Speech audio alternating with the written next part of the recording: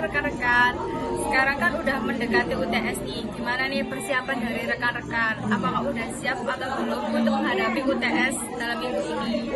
Nah, sebelum itu untuk menambah persiapan dari rekan-rekan semua, gimana kalau sekarang kita mencoba mengerjakan bersama soal praktika dan soal teori dari 5 prodi akuntansi.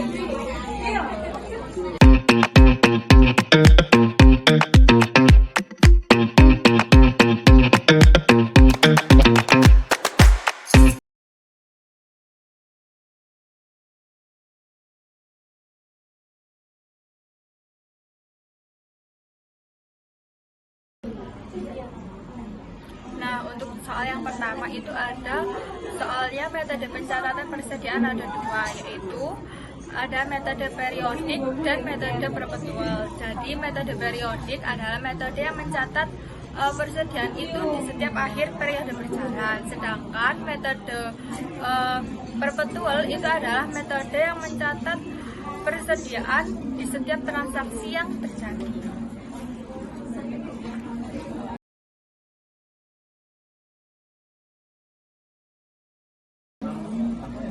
Soal kedua yaitu FOBC to point. Jadi FOBC to point adalah pembebanan biaya angkut yang dibebankan kepada pembeli.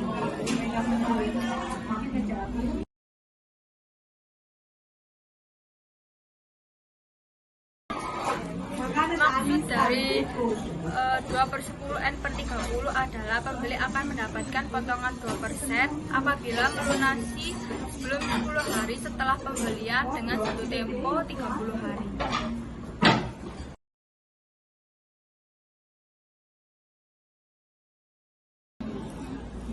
Memo kredit adalah retur penjualan, jadi mempunyai arti merujuk pada bukti transaksi dari penjual ke pembeli, sedangkan memo debit adalah retur pembelian.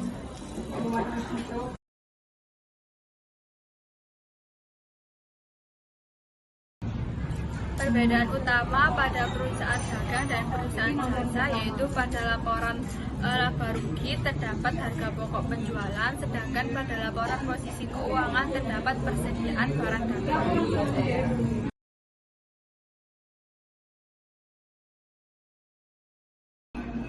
Dua cara penyajian laporan laba rugi yaitu pertama single step, mempunyai arti mengirimkan saldo pendapatan dan beban tanpa melihat jenisnya, sedangkan multiple step membedakan saldo angkut pendapatan dan beban menjadi operasional dan non operasional.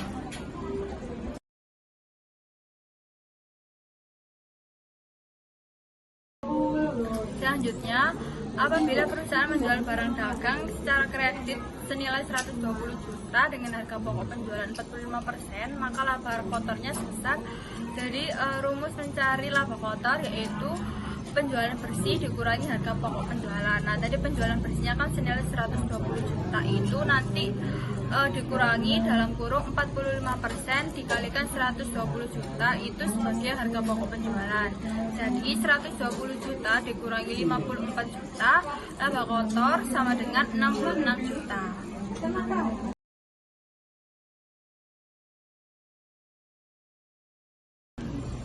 Apabila merchandise available for sale senilai 8.300.000 dan cost of goods sold ternyata sebesar 7.100.000, maka merchandise inventory akhir sebesar, jadi rumus dari merchandise inventory akhir itu sama dengan merchandise available for sale dikurangi cost of goods sold. Jadi 8.300.000 dikurangi dengan 7.100.000 yaitu senilai 1.200.000 untuk merchandise inventory akhir.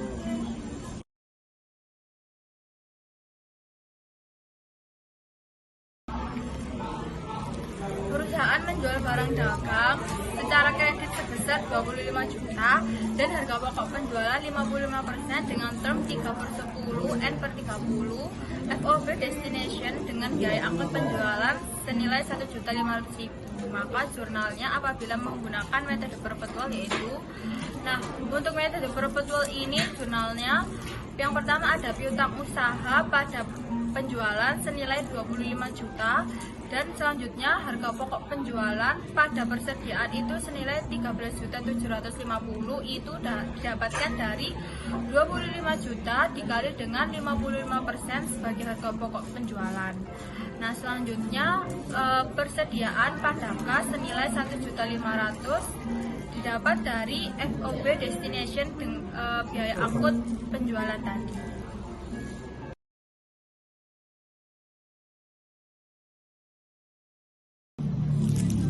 Pada tanggal 27 Juli 2023, perusahaan membeli barang dagangan secara kredit sebesar 40 juta rupiah dengan term 5/10 N per 30. Jika perusahaan membayar pada tanggal 5 Agustus 2023, maka jurnal yang dibuat saat perusahaan membayar faktur pembelian menggunakan metode perpetual, yaitu jadi jurnalnya itu ada utang usaha pada kas dan persediaan. Nah, utang usaha di debit ini senilai 40 juta tadi dari perusahaan membeli barang dagangan secara kredit, dan untuk di sisi kreditnya itu ada kas dan persediaan. Nah, persediaan dulu ini didapat dari 40 juta dikali dengan 5% sebagai diskonnya didapatkan senilai 2 juta. Jadi untuk kasnya itu utang usaha senilai 40 juta dikurangi dengan persediaan senilai 2 juta, jadi kasnya senilai 38 juta.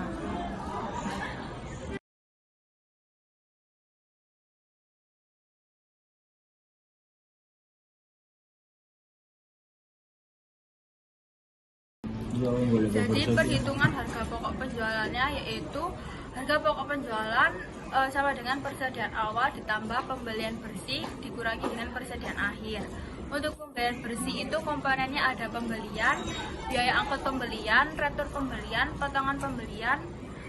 Jadi ditemukan pembelian bersih. Nah, untuk soal ini komponen untuk pembelian itu senilai 20 juta ditambah dengan biaya angkut pembelian senilai 500.000 dikurangi dengan retur pembelian senilai 1.500.000 dan dikurangi dengan potongan pembelian senilai 500.000. Jadi pembelian bersihnya senilai 18.500.000. Nah, untuk perhitungan HPP-nya yaitu ada komponen persediaan awal, pembelian bersih, barang tersedia untuk dijual, persediaan akhir.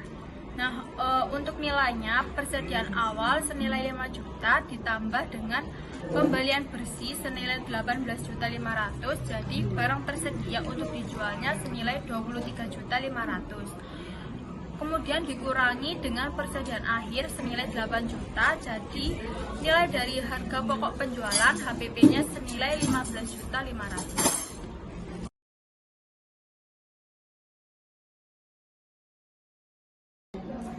Yang pertama diminta menyusun laporan laba rugi. Jadi CV Sanjaya laporan laba rugi periode Desember 2022, akun penjualan senilai 650 juta dikurangi dengan retur penjualan senilai 250 juta dan dikurangi dengan potongan penjualan senilai 6.500.000. Itu didapatkan penjualan bersih senilai 618.500.000. Kemudian dikurangi lagi dengan harga pokok penjualan senilai 423.250.000 dan ditemukan laba kotor senilai 195.250.000. Kemudian untuk beban-beban operasionalnya ada dua, yaitu biaya gaji dan biaya utilitas. Biaya gaji senilai 30 juta dan biaya utilitas senilai 12 juta. Jadi total beban-beban operasionalnya senilai 42 juta. Nah, untuk laba bersihnya itu didapat dari laba kotor dikurangi dengan total beban-beban operasional. Jadi didapatkan 153.250.000.